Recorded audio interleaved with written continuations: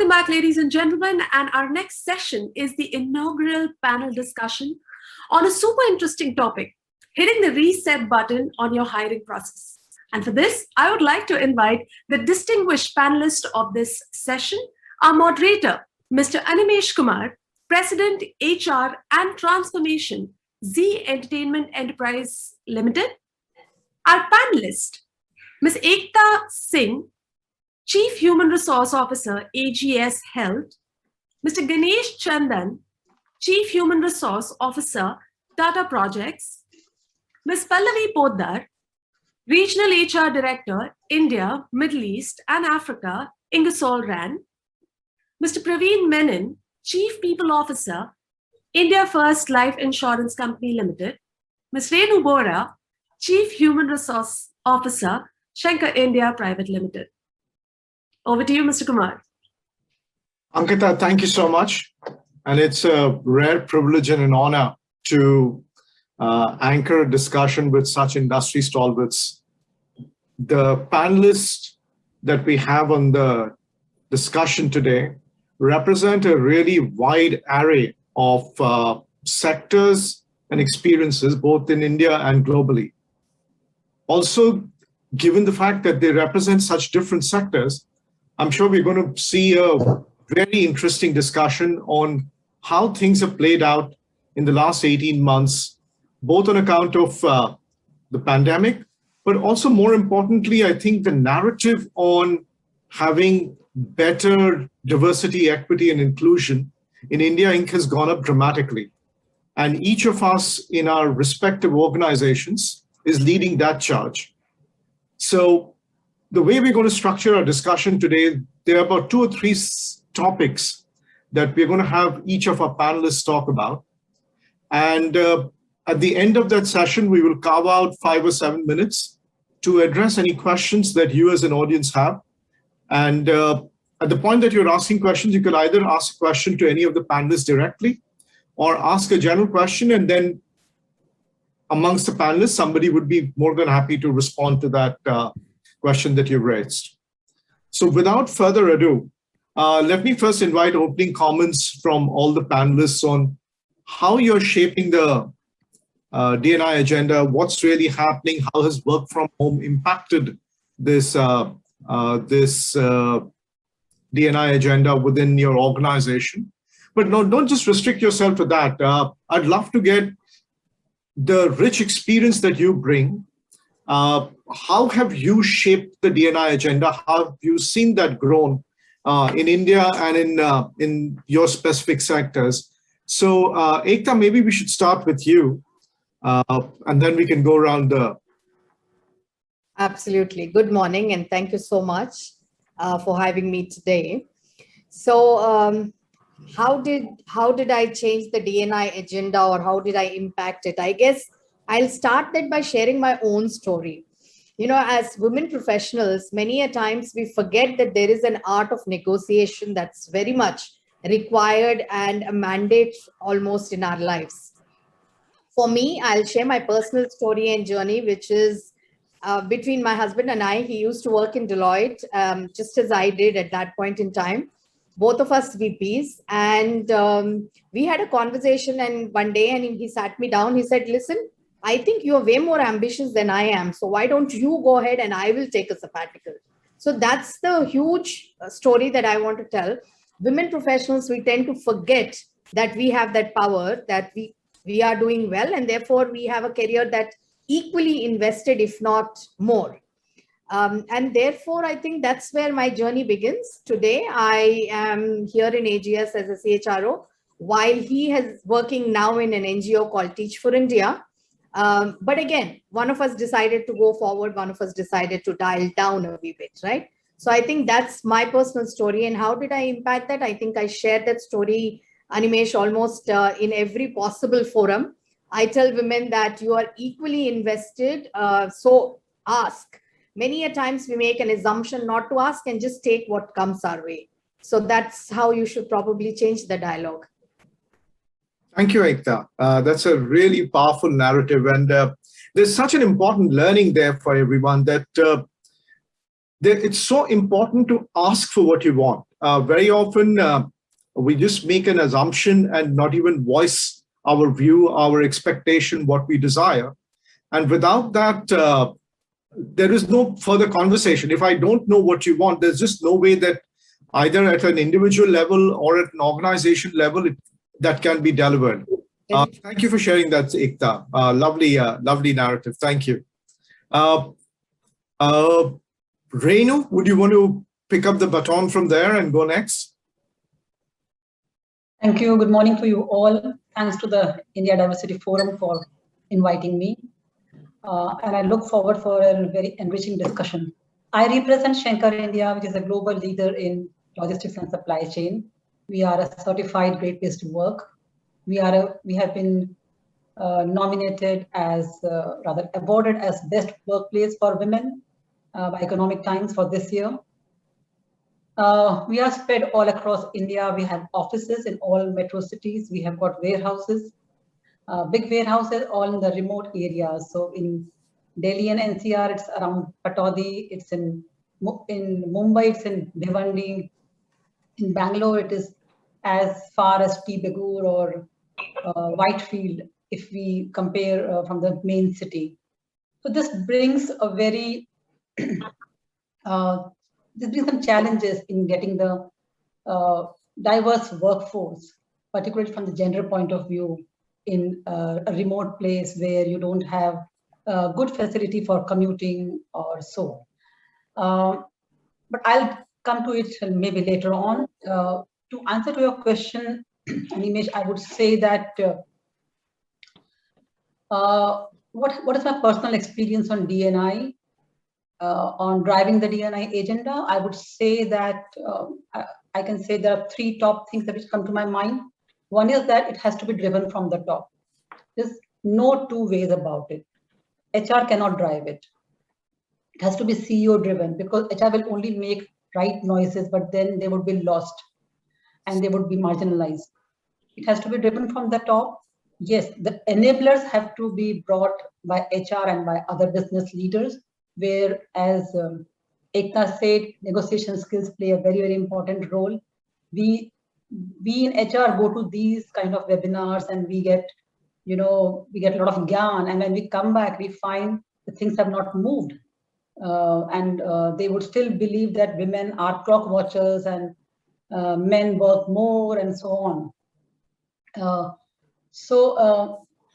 For example, I can say that, when I was talking about diversity quite some time back, to enhance more diversity in gender in the warehouses, I know of a business manager who said, yes, we can hire women. Let's bring them in housekeeping. And I said, if that is what you are going to bring, then I would rather have more males in housekeeping. What are we focusing on? What are we showing, that women can only do these kind of roles? And so on. So it has to be enabled, as I said, ensuring that there is a proper governance in the organization, there is proper support to women for commuting, safety, networking. If all the networking meetings are over drink, and that too late in the evening, then is it aligned to the social mores of your country, of your community, and so on? And the third point, having talked about driven from top and enablers, I think the third thing is we need to, develop and track the right matrices for diversity. This is the way I think I have driven diversity agenda. I will not say that I've been very successful, but I have got some successes. Thank you.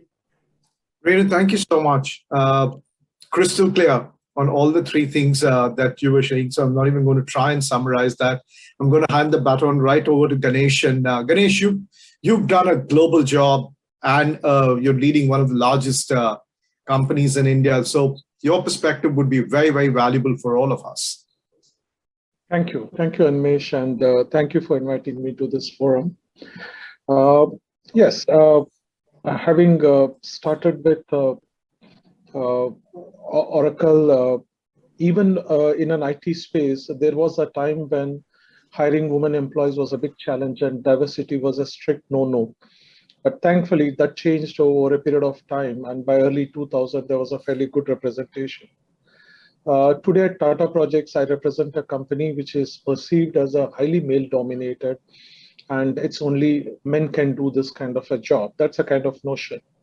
And it's easy for me to drive a diversity agenda by hiring a lot of women employees in HR, finance, supply chain, and other support functions based at offices. But our primary focus has been how do we bring more women into the core areas of our business, engineering, construction, project execution, project management. That has been our agenda. As Ekta said, as Renu said, it's very important to have the commitment and support from the top. In our case, the board has been pushing us really hard that we want to see more women in this organization. Why is the diversity representation so poor? Now that makes the battle half fun, because already the board is pushing you, the leadership is supporting you, and they want you to drive this agenda. That's one. So we have the commitment from the top, and I'm fortunate to have that support and commitment from the top to drive this agenda. What we have done in the last 3 years is that we have nearly doubled the population. While the organization has also grown in strength, double its workforce, the representation of women has also doubled. Now, how have we done this? We realize that it needs a very high level of persistence, focus, and determination to get this thing done. You know, if it is an additional responsibility to some people in the organization, it's never going to move forward. It needs a drive. So the first thing we did was to create a dedicated team which will focus only on diversity and inclusion and nothing else, and with a clear mandate to make Tata Projects a highly inclusive workplace, not just diversity, equal importance on inclusion as well. So we first did that, gave them a mandate, and then we started driving our agenda. How we did that, what we did that is something I can share in the subsequent sessions. But the result of this persistent focus has led to increasing the numbers by almost double. And today we have a fairly large representation, and it's only increasing. And the board support from the board members, the managing director continues to be there. And they not only monitor, they also interact with all the women employees on a regular basis. 3 times a year, the board members interact with women employees across all locations. There's a free format interaction, trying to find out what are they doing, how are they doing. So we not only focus on the numbers, but also on the inclusion. How well we have been able to make them a part of our ecosystem. Do they feel comfortable, supported, nurtured, and do they enjoy working for us? And that has been our focus. And finally, we have extended this agenda to the returning mothers. We feel that's a large talent pool. Many women who have taken maternity break and now are wanting to come back, but then the rigid employment norms don't give them enough opportunity. And today with work from home, we are able to hire them from any location of their choice, offer them flexible work schedules. And I strongly believe that's a large talent pool available for us. And if organizations become more flexible, we will be able to attract a good amount of talent that's available and that's untapped. So that's from my side. Thank you. Thank you, Ganesh. And I think you touched upon 2 really critical points. The first was the role of boards and how boards are critical to driving diversity conversations and that agenda within the organization. And the second one, which I think is a lot more nuanced, is the interrelationship between diversity and inclusion. And I think both of them form a very virtuous cycle and feed off each other. As you drive diversity, you build more inclusive organizations and vice versa. But more on that later, as you said. Thank you so much. Pallavi, over to you. You've done phenomenal work, and you have a unique challenge where you don't have attrition, which most of us are very jealous of. But love to hear from you.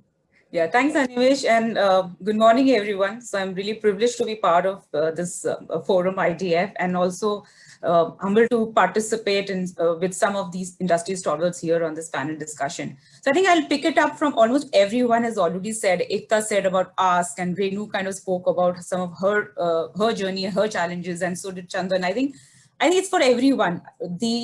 For us also, it is exactly the same thing for Ingersoll Rand, which is the leading industrial product in the world, which is considered to be a male-dominated organization. But way we looked at diversity is actually a choice.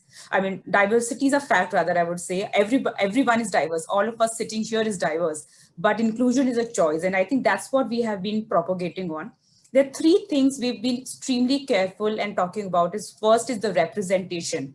Now, there's a global representation when we talk about that, talents are 50-50. So you've got, the population is 50% male and 50% women. So how do we ensure in all our functions? So one is organization. And I think what Ganesh did mention, that hire women more in the finance or HR. So we've been very conscious when we say hiring is of equal representation in all functions. So when at a time it came that in HR, suddenly we saw that we have 80% women coming in. We said, okay, let's stop here and figure it out, that we need diverse organization, even in HR. We want both men and women equal representation. I think that has been really working very well for us. We've set up steep targets for us, to achieve 25% women by 2025. I think that's what we are driving, and we're measuring it again. We do get the same kind of support from a board. Our board has been, again, every quarterly review, board has been asking about it. So, it's all there on our websites, on our LinkedIn, everywhere, that how focused we are towards that. The second thing I think I must admit is about the advancement, the way we focus that, okay, you're going to get the women in the organization, you're going to get a good diverse, but how do you advance them? How do you ensure that they're growing with equal representation throughout in their career? And for that, what we've done is that we've kind of kept a steep target even on an employee engagement survey on 2 indices, which is growth and equal opportunity. That we want to see by 2025, have we moved that from today where we are to 10 points up or not? So what are we doing towards that? And I think some of those facets are really helping us drive and create that kind of ripple effect across the organization, where they really see that value our board, our senior leadership, the entire organization has been driving for. And towards the last, if I must admit, is that, okay, you've got the representation, we are doing a lot for advancement, but what most important is the inclusion bit, which I think everybody said, that am I feeling that I belong to this organization? Because then the retention will not happen. And I think probably, Animesh, which you picked that up, we really do. I mean, fortunately, we don't get that challenge of retention, because I think probably we're doing the right things to get that feeling, a sense of feeling of belonging in the organization. And I think that's the most important indices, again, which we monitor, that, how do I belong to this organization? I mean, do I feel that I'm part and I'm owner of this organization? And I think that's a couple of things which as an organization, we've been driving a lot. So thank you. Thank you, Pallavi. That was beautiful. And I really love that line that you used, which is diversity is given, inclusion is a choice. And I think that so succinctly captures the challenge, that you can drive the hard numbers and bring people on board but how do you really make them feel a part of the organization and be included is really the lead indicator, and the big body of work that we need to do within our organizations to ensure that we are addressing both the hiring side as well as the retention side of the diversity. Thank you. Praveen, over to you. You run probably the largest employer ecosystem after the Indian Post organization. So we can't wait to hear from you what your challenges are and how you're solving for them. Thank you, Animesh. Privileged to be a part of this esteemed panel. I was fascinated to hear some of the views of our panel members. My take is something slightly very different, Animesh.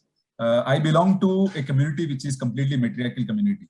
So as I grew up, I was never aware of what's the differentiation between diversity specifically. And of course, when we stepped onto the corporate, that's where I realized saying that it exists. You cannot deny that fact.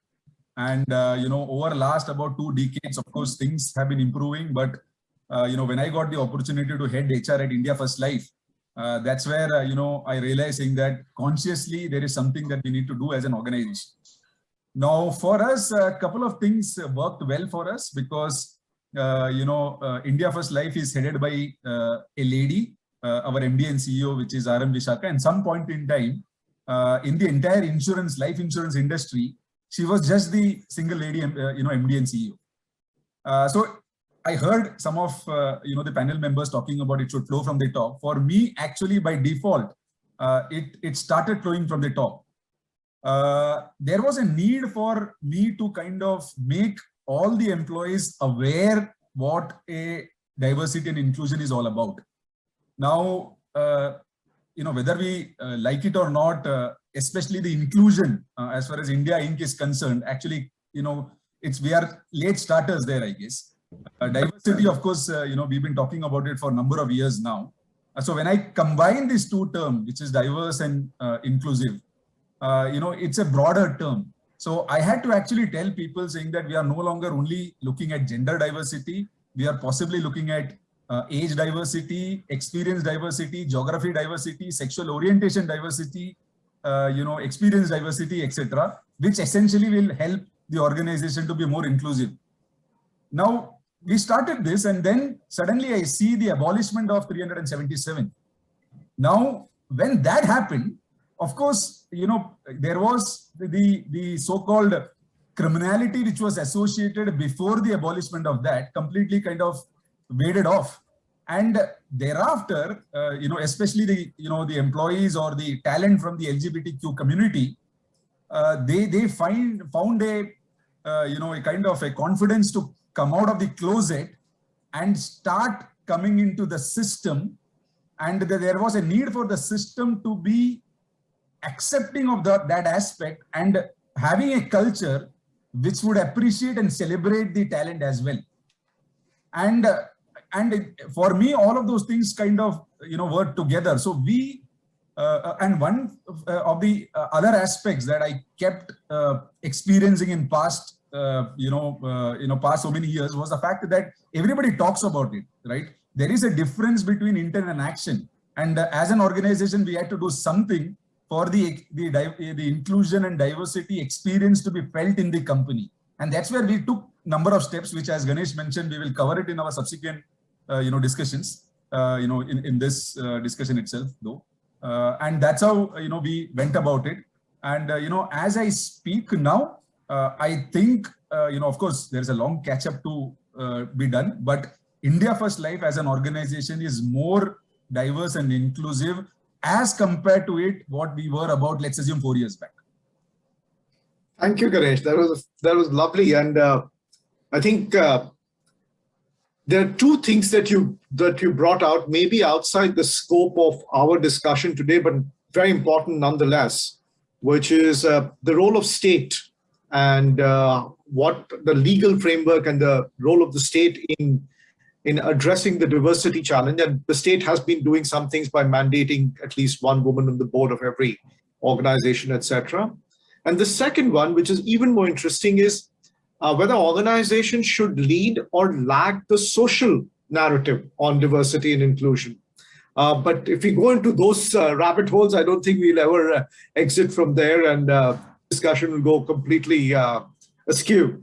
So let me bring it back. And Renu, when we were discussing, you spoke about work from home and how that has impacted the diversity and inclusion agenda, and how, from a hiring retention point of view, work from home has created interesting challenges. So why don't you share some of that, and then we can go around and get perspectives from all the other panelists on that. Thank you, Animesh. Interesting question. One may ask this question that why we are discussing work from home right now, as if it is a very temporary thing. But we all know that remote working and working from anywhere will be a model for future. So this has been discovered suddenly during pandemic, and this will stay. Hybrid working will stay, and each organization will find their own sweet spot. So in this scenario, what is happening on the hiring? We can see the hiring, there was a hiring freeze in many organizations, maybe except in IT sector or pharma sector, but suddenly hiring has picked up in a big way with new roles coming up, because there has been a lot of changes happening in the industry landscape, and new roles are emerging, new skills are emerging. So I would say that hiring scene is changing. At the same time, organizations have put many, this is at micro level, but I've come to know many organizations have put their existing resources into performance improvement plan, because suddenly they found that the resources, not many of them, but I think 5 to 7% resources are being questioned or being relooked at. Their contribution, their utilization is being relooked at. And so hiring is now hot. What has this work from home or remote working done on DNI, particularly as far as hiring and retention is concerned? I think there is not a single answer. There are roles where women at a lower level in some industry sector where we have lost women. There has been a huge loss because women had to take care of their family, children who are now studying online at home, and they have lost a part of employment. Otherwise, in the knowledge sector, I think women have, I would say they have gained grounds, particularly in the mind space of the business leaders. Initially, business leaders thought that, hardcore roles like, I'm talking about my sector, say a business P&L role or a role of warehouse managers can be done only by men.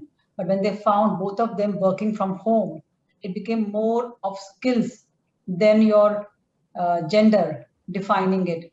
And I think more roles have opened up in that space.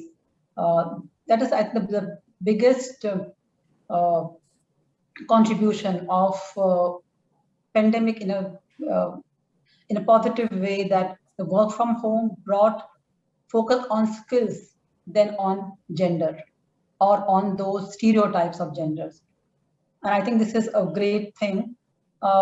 Yeah, so on the retention, there is a mixed feedback. I think women have reported, particularly in my organization, when we did a survey, they reported that there is an issue of work-life balance, and we are working on it. We are working on making a, bringing a method to the madness. You can't call anyone at any time just because they are working from home, and you have the MS Team set up, and you can just say, are you available? And please come on the call, and you jump into the call.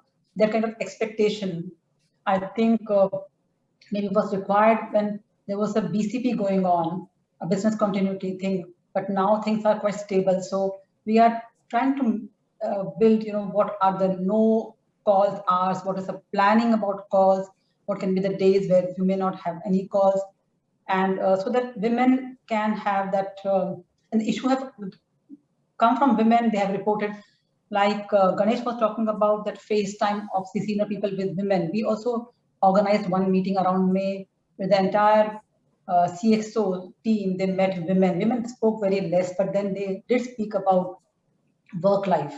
And when suddenly you're pulled into a meeting at 8 p.m. in the night, you feel also that, was I required, or am I taken for granted?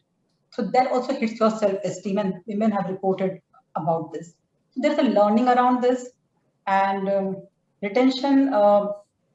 There are women who would like to work from home and have found this new thing which is working for them. There are a set of women. So there is no single rule, but overall, I think it has brought interesting trends in retention and hiring. Thank you, Ru. Thanks. Yeah, so basically work from home has been a mixed bag at both ends of the spectrum. Ekta, coming back to you, how have your organization dealt with this whole work from home pandemic impact? So I think, Animesh, one thing I do want to call out, Renu mentioned about work-life balance. I think in today's day and age where women are working from home, both genders, all of us are working from home, it is no longer work-life balance, but it is more like work-life integration. So what we have done in our organization is we've understood the fact that women have to, in an Indian society, do more than a male does, which is a man can wake up and, pretty much work. while a woman has to and is required still to take care of the children, to take care of the elders in the family, cook, clean, etc. So I think what we did very early on, when we realized in the organization that women have to deal with more burden, we said, why don't we have open conversations, not just with women, but we'll invite the spouse, which probably most likely is working in another organization. We very well understood that. But we said, hey, 30-minute conversation will not be a hindrance. And we had, and by the way, our organization CEO is a woman. That was one of the reasons why I selected to join AGS Health. Patrice Wolf is our CEO, and the dialogue starts with her. So we invited her, we invited her spouse, we invited our COO, who is a male, and his spouse to a conversation. And we call this initiative Partner in Growth. And every month we invite, power couples, both male and female working, and we talk openly about what are the challenges. That's one of the ways to tackle it, which is head on, have the dialogue, be transparent about it, let professionals know that, by the way, male, female doesn't matter. What matters is both of you are sharing the burden equally. That's really important. So we did that as one. Number two, what we also did is we started recognizing that probably there may be certain time during the day when a woman may need more space. Therefore, we said, listen, you don't need to have calls, block your own time, block your own calendars. For example, they have to prepare lunch or maybe dinner, depends on the shift that they are in. So we gave them open choice of saying, block your time. You can always, and women are way more, there are enough studies that say this, right? When it comes to diversity, I think diversity conversation is being invited to a party. That's how I look at it. Inclusion, though, is being asked to come to dance. Two very different things. That's how I look at it, right? So for us, that is the dialogue we had. Very transparent, very open with our professionals. We decided to, empower them. We decided to make sure that they are supported from our point of view, from the organization and leadership point of view. So that's how, probably two big initiatives, but that's how we kind of tackled it. Thank you, Ekta.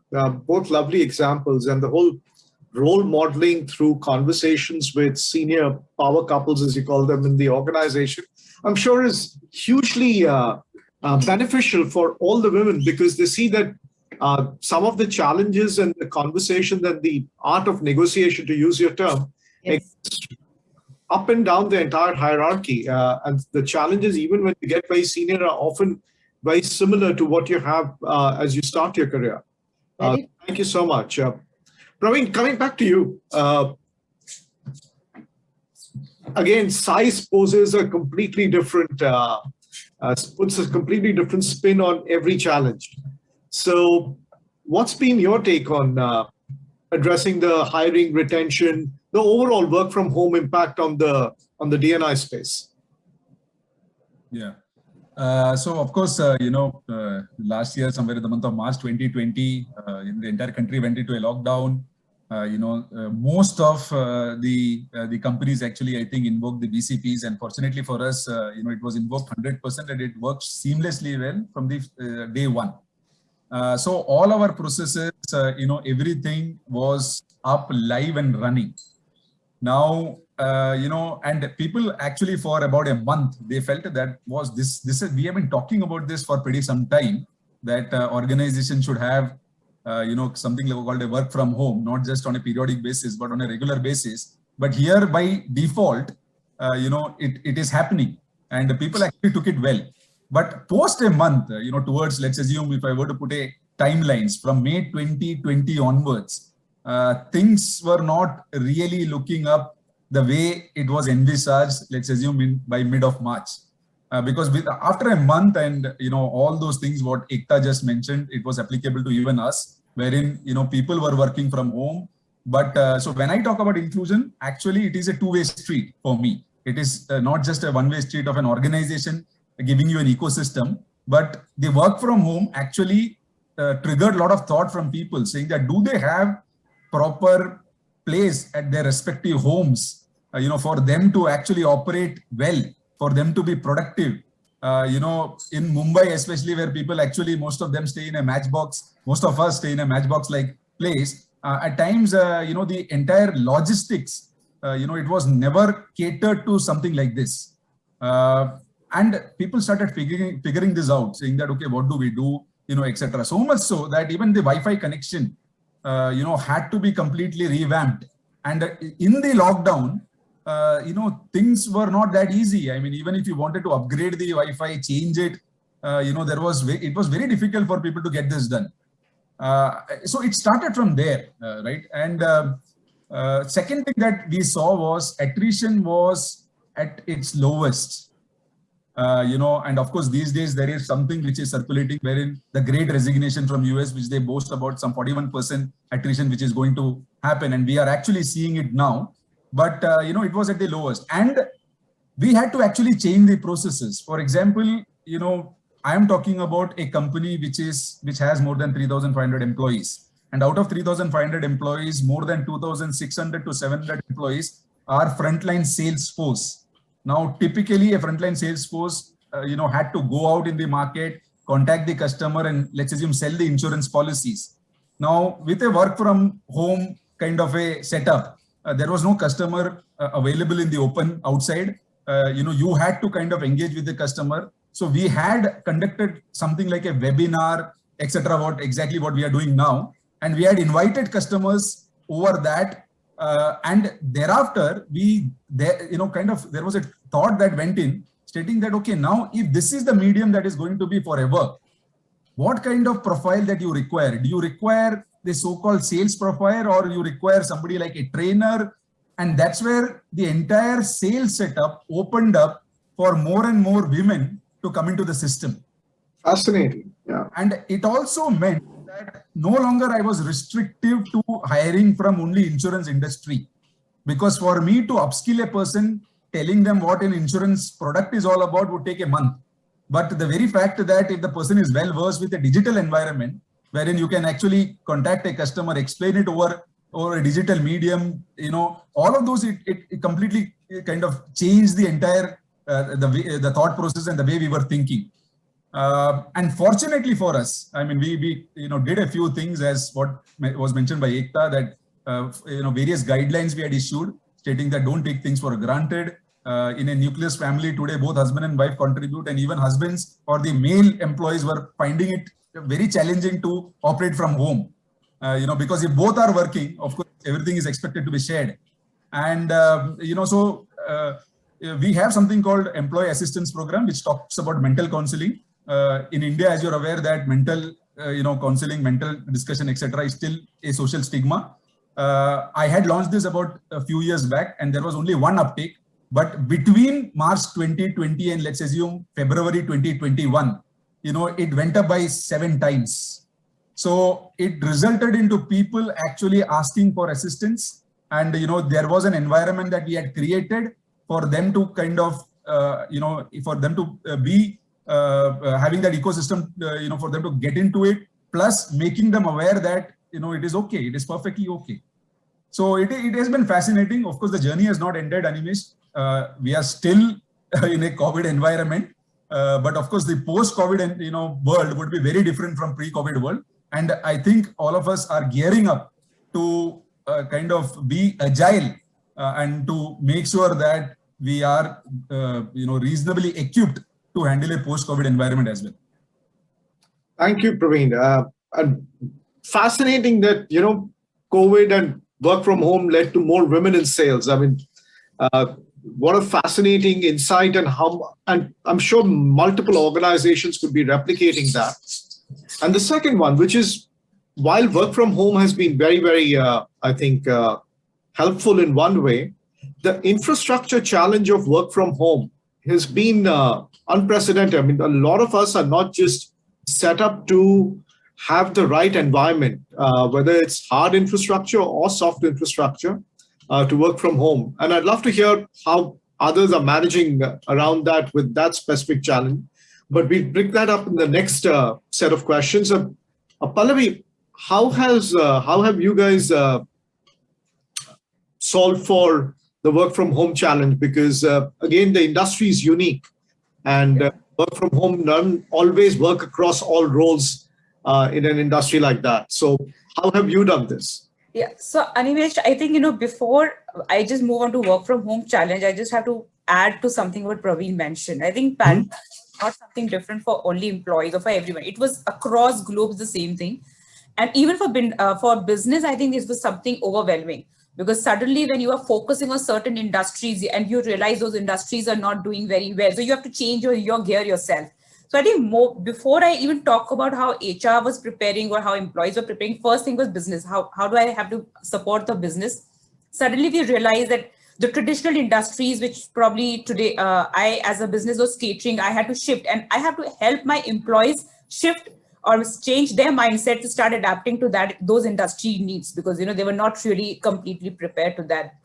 I think that itself has helped us, I would say, a blessing in disguise in terms of pandemic, that we've really opened ourselves. So we've ventured into different businesses. We've understood that, what more we can do for the society and for create more roles. So I think traditional roles have really been replaced with new age roles also, which probably when I say blessing in disguise is that today we've got much more newer roles coming in the organization.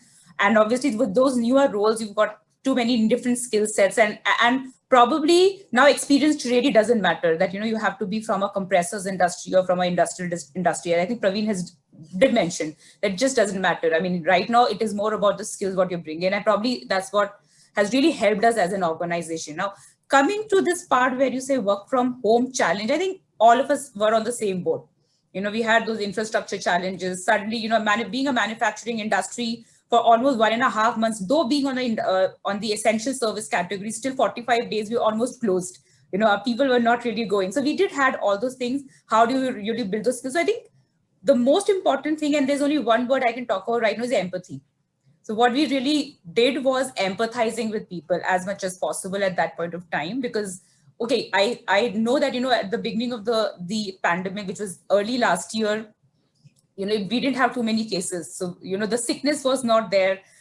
People were much okay. They were safe. They were healthy. But, for us, it was important to really still empathize that they can't step out of their homes right now. We have to educate them, help them understand. And I mean, share those, share the households thing. I think I don't want to repeat everything what everybody has already mentioned, that these challenges were there. But what we did differently probably was, just on those conversations, our leadership got into those conversations, help them understand, learn them, did frequent webinars for initial, 45, 50 days when things were really, really difficult for us. It was not only pandemic for us, we also were going through a big major merger. Our day one was announced on 1st of March. So, for us, it was two things simultaneously going on. So I think we did a major conversations around a lot of webinars, a lot of sessions, and I think technology was at the best use. What we can talk about, technology was best, and we really learned that. The other thing I think was our employees were also very excited. I think they really picked up that, I mean, how can we improve? How can we build better? How can we build a better organization? What more we can do? I think we got a lot of support from our teams. We got a lot of empowerment, a lot of ownership, a lot of excitement that, how can we take Ingersoll Rand to the next level? So I think it was the team, I would say, not only HR contributed, but everybody was into this journey. So I think that's what I can talk about.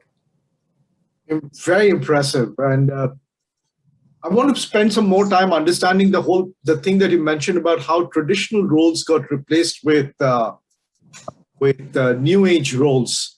But we'll circle back to that in our next round of questions. Let me go to Ganesh. Ganesh, you managed, if my memory is right, 60 or 70 countries. And given the pandemic and its global nature, not only were you managing it in India, but you were managing it across the entire globe. So how did you manage this event? First, only in the months of April and May last year, we were under lockdown. And from June onwards, all our projects were given permission to resume construction and work. Most of them come under the essential services category. So we had all the approvals in place to get things going. So at the end of 2 months, Animesh, we realized two things. The first myth that was completely shattered is that you got to have all your people sitting in front of you physically to get work done. That was the biggest myth which got shattered. We realized that it was possible not only to manage your work, but to do very well. During the 2 months of lockdown, our performance was far better than what we did before, the pre-COVID levels. So we realized that it was possible to get work done with employees from any remote location, and they don't have to be sitting in front of each other. That's a great realization. And in those 2 months, we also quickly realized that we should not let this opportunity slip by, because there was huge cost savings for us. All our overheads came down crashing drastically. Travel cost, administrative cost, people flying here and there, all that came down, and there was huge savings. So we said, how do we sustain this savings? And how do we sustain this hybrid work culture that we have developed? So we realized that hybrid work culture is here to stay, and we got to manage that. And when we made work from office optional, that you can come any 2 days of your choice to office, but that's optional, it's not a mandate. We realized mostly the men turned up and the women refused to turn up. They said no, because we still have many challenges back home. We don't have all our support systems in place. So it's not possible for us to come back so soon. So then we realized we need to address this aspect as well. So in short, when we opened up last June, we realized COVID offered us both a set of new opportunities for cost reduction, optimizing remote workplace, etc. And also it posed many challenges on how do we deal with the diversity part of it. To start with the diversity part of it, we put together a very clear company policy. And what is our company policy? You know, what does work from home mean? What are the do's? What are the don'ts? What is acceptable? What is not acceptable? Etc. All that was put in place and published. And a good part of that document was addressing many challenges that were faced by women employees working from home. So we created a set of guidelines that helped them, that enabled them to be productive. For example, we completely abolished this 8-hour work policy from 9 to 5:30. We said you can work from 6 to 9 if you're free. And then your day starts, you got to look after your kids from 9 o'clock onwards, online schools and all that. So you can take a break and again continue from 1 o'clock. So we gave a lot of flexibility in timings, etc. So that document, the core of the document was enabling women employees to be productive and manage their work well. So we did that. Second, we realized one of the biggest challenge was that this was new for managers as well as employees. How do employees work effectively from remote locations? On the other hand, how do managers engage and connect with employees effectively, those who are working remotely, without diluting the social capital that we have built? So since then, we've been running 3 workshops every month through different partners. And the focus is on only one thing, engaging and connecting with employees working remotely. How do managers deal with that? And how do employees deal with that? And again, a big part of those workshops are centered around the diversity. How do you deal with women employees who are working remotely? And how do you respond to their challenges? How do you deal with the challenges? Same thing for women managers. How do you address engagement and productivity levels while dealing with women employees working remotely? So we realized talking about it, policies, processes alone will not help. You got to develop these workshops to train and skill your people to manage work from home as well as diversity related issues effectively. That's one part we did. The second part we also did was inclusion. Core of inclusion is challenging mindsets. So every month we have a free format workshops conducted by an external facilitator with a group of male and female employees trying to understand gender stereotypes and what drives those gender stereotypes and how do we break them. And we realized that the gender stereotypes assumed far more new dimensions in the work from home context. People started attributing more new dimensions to women employees working from home. So we have started doing that successfully. Every month we run those workshops. On the opportunity side, we also realized that it's not necessary for everyone to work 8 hours a day. You can engage people even for 4 hours a day or 3 hours a day if that is what the job demands. So we realized that if you show some flexibility both with the location, the work timings, working hours, etc., you suddenly have access to a large talent pool who are spread all over the country. And by making our hiring practices flexible, employee norms and guidelines flexible, today we are able to engage with large number of women employees on different formats, on consultants, on contracts, part-time, hourly basis. You work for 2 hours and you bill me for that, that's okay. So I realize COVID, if one thing that COVID has taught us is one, flexibility and agility. You got to be flexible and you got to be agile. Only then you can survive in this context. So we have adopted that both with a very clear focus on diversity in both these areas. How do we be flexible when it comes to diversity and inclusion? And how do we be agile and make most of the opportunities that are offered in the current context? So that's Ganesh, thank you so much. Flexibility, agility, and I think what is absolutely unique about what you've shared with us is you're working at both the hard and as well as the soft level. So there is a policy and a guideline response, but also a lot of work around sensitization and just improving understanding amongst colleagues and peers about the challenges and issues that you face, remote training managers on how to manage remote teams, etc. So thank you for sharing that. That was very, very rich. Anybody from the panel, Animesh, or anybody from the audience would like to know what are these workshops and what are these conversations we are doing, I'll be happily glad to share, because we realized that all companies are equally, no one has an advantage here. Everyone has been equally impacted. This is a first of its kind.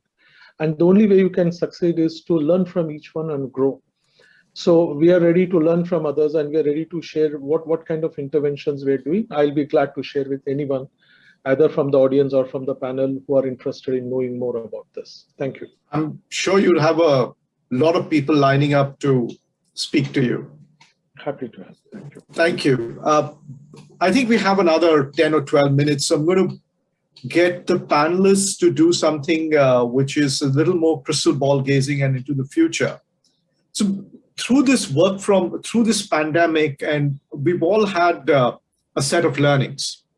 You know, at Z, what we've done is our D&I agenda, we've put ourselves an ambitious target of doubling our diversity in numbers at all points of the organization, from currently about 25% to 50% by 2025. Pallavi, you mentioned about going to, because, and the way we are setting that up is by focusing on 3 pillars. The first is increasing talent supply.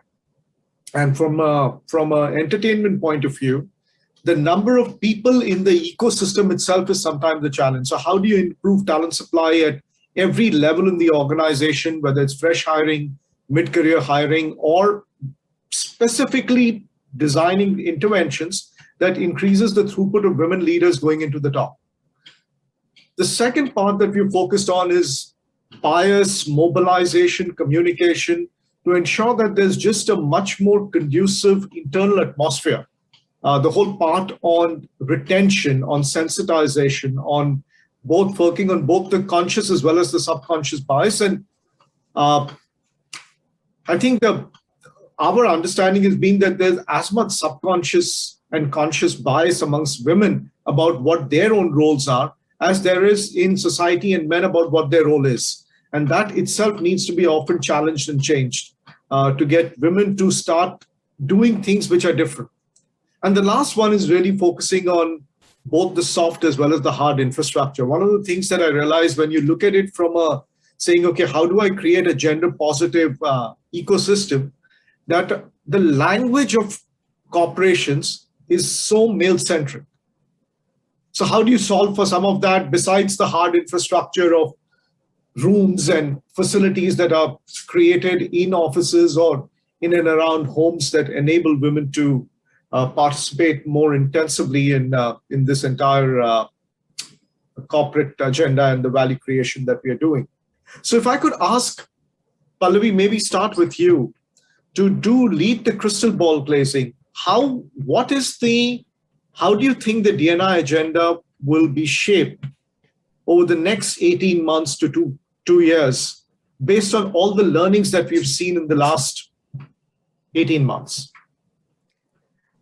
Interesting question, Animesh. I think because probably, as an organization, as an individual also, we really focus too much on future.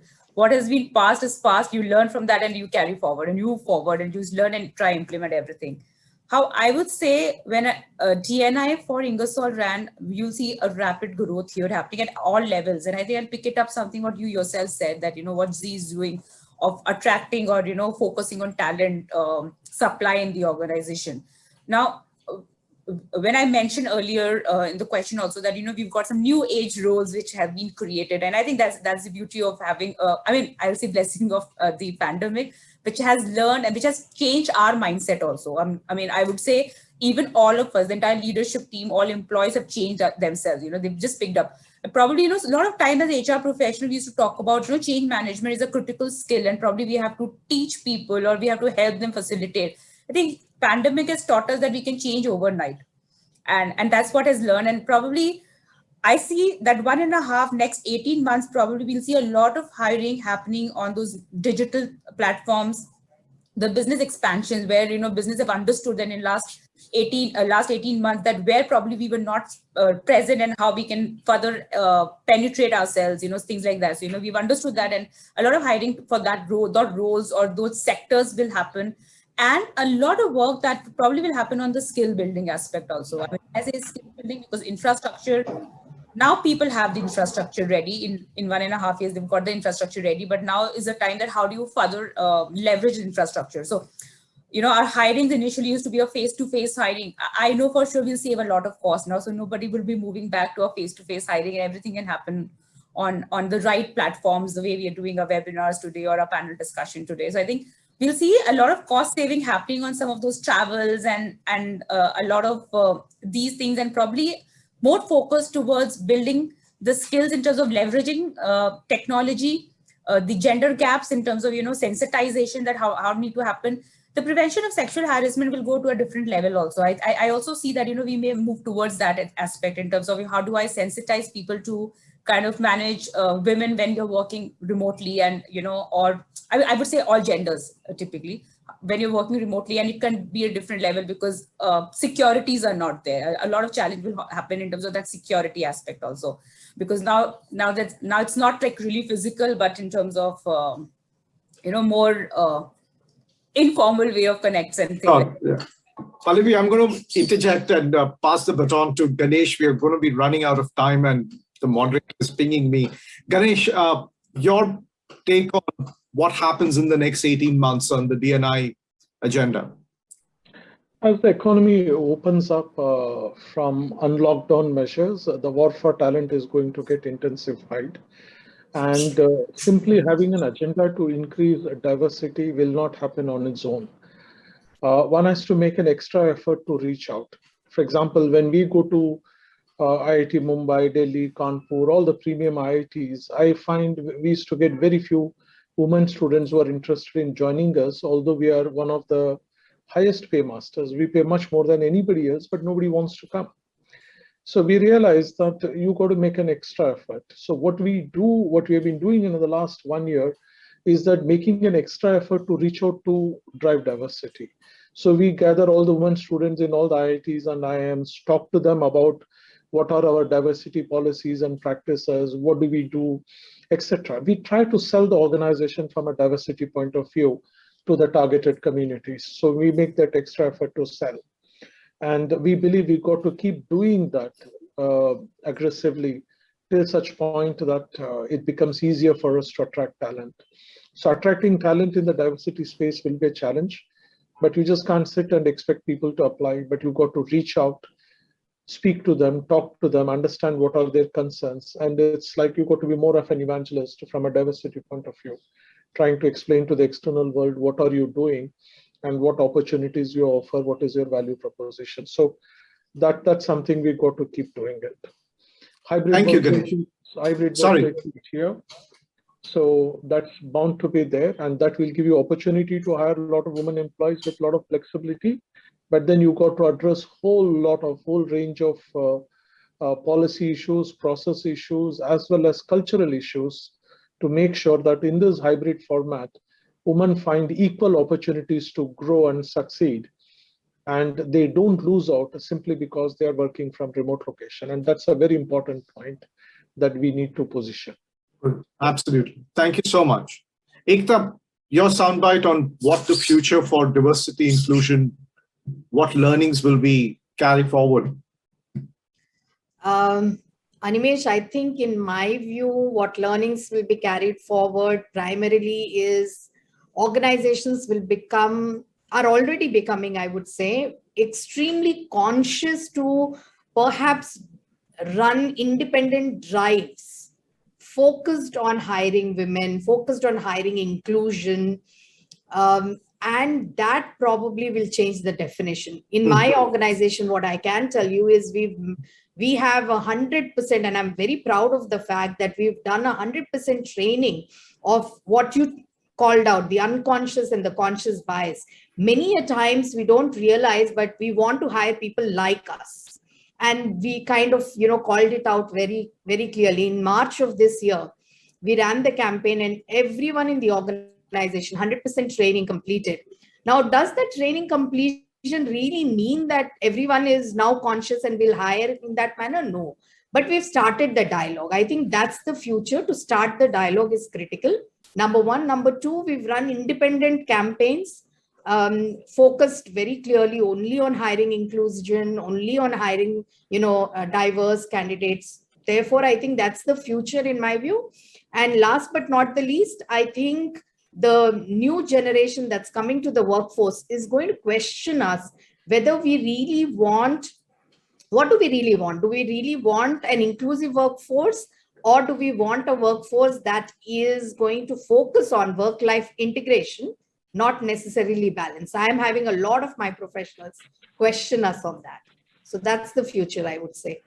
Thank you. And I love that term work-life integration. I think it captures so many nuances in that. Praveen, let me go to you. And what's your take on what the future looks like on this subject? Yeah, I'll take it forward from what Ganesh mentioned. War of talent is going to be there. Now, when there is a war of talent and when you need to attract talent, I think organizations should be conscious about the fact that you need to hire people fast, but that shouldn't result into you not kind of tapping to the talent which is available, which is diverse. So I think organizations are going to be consciously will keep this aspect in mind. That would be one.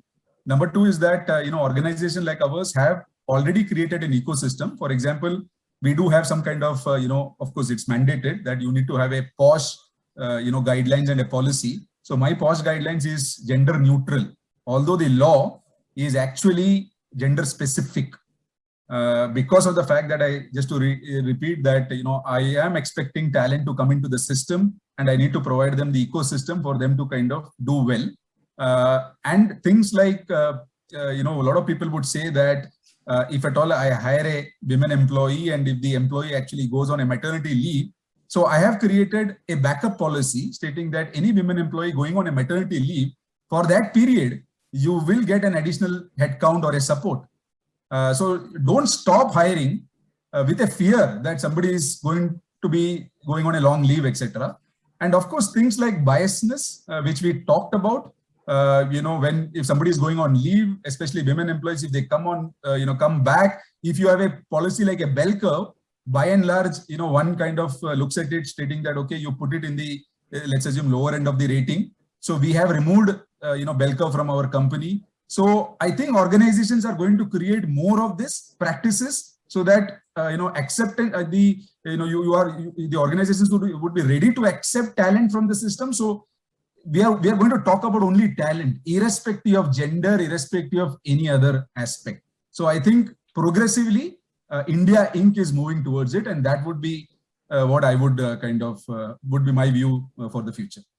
Thank you. That's really powerful. Renu, to bookend this conversation, it can go on and on, but I think your narrative to bookend this. Yeah, so the quick one is that I think the diversity, equity, and inclusion among these three, organizations have taken care of and are taking care of diversity and equity in a big way by providing hard and soft infra to the governance, to the policies, and so on. I think for inclusion, I would still leave to women, to bring it into demand for it. Like, for example, we are running a female mentoring program. Unless you make the way you say that, employee engagement is a two-way street, the employee should demand from the organization as well, and not only HR or the manager would plan some career for them. Similarly, I would leave it to women now also, women leaders in particular. All HR heads, 70% of them would be women. I don't have any data with me, but I think that inclusion they should drive now. Thank you so much. Thank you. Ladies and gentlemen, this was a fascinating discussion. As I mentioned, I've learned and broadened my perspective on this subject. Thank you so much for your time. I'm sure the audience loved all of the insights and nuggets that you've shared. And a lot of this will be replicated in many organizations. I certainly will replicate quite a few of the ideas that I picked up from all of you panelists. Thank you so much for your time. Ankita, over to you. Well, that was indeed an interesting one. Thank you, Mr. Kumar and our HR leaders for that interesting and an insightful discussion.